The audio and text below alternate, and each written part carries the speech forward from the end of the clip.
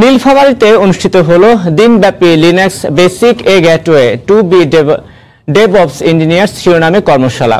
মঙ্গলবার Saidpur army university of science and technology অডিটোরিয়ামে এই কর্মশালার আয়োজন করে department of computer and engineering বিভাগ।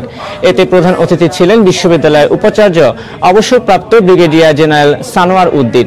শিক্ষার্থীদের বিষয়ভিত্তিক পড়াশোনার পাশাপাশি সার্বজনীন জ্ঞান অর্জনের জন্য এই কর্মশালা আয়োজন করা হয়েছে বলে জানান আয়োজকরা। কর্মশালায় 200 শিক্ষার্থী অংশ নেন।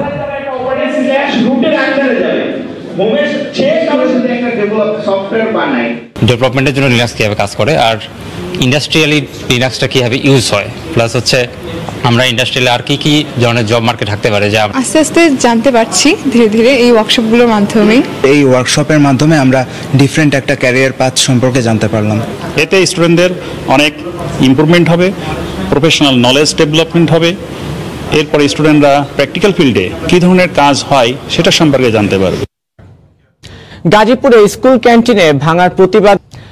নীলফামারীতে অনুষ্ঠিত হলো দিনব্যাপী Linux basic a gateway to be DevOps engineers শিরোনামে কর্মশালা।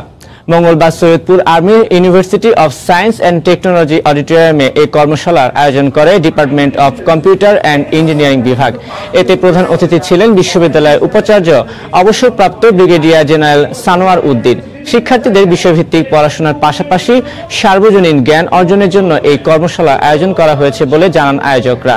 কর্মশালায় 200 শিক্ষার্থী অংশ নেন।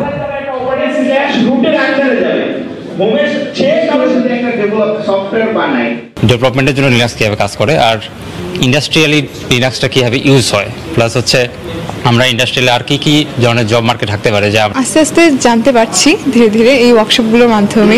এই ওয়ার্কশপের মাধ্যমে আমরা ডিফারেন্ট একটা ক্যারিয়ার পাথ সম্পর্কে জানতে পারলাম।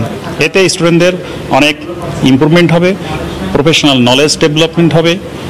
এরপরে স্টুডেন্টরা প্র্যাকটিক্যাল ফিল্ডে কী ধরনের কাজ হয় সেটা সম্পর্কে জানতে পারবে।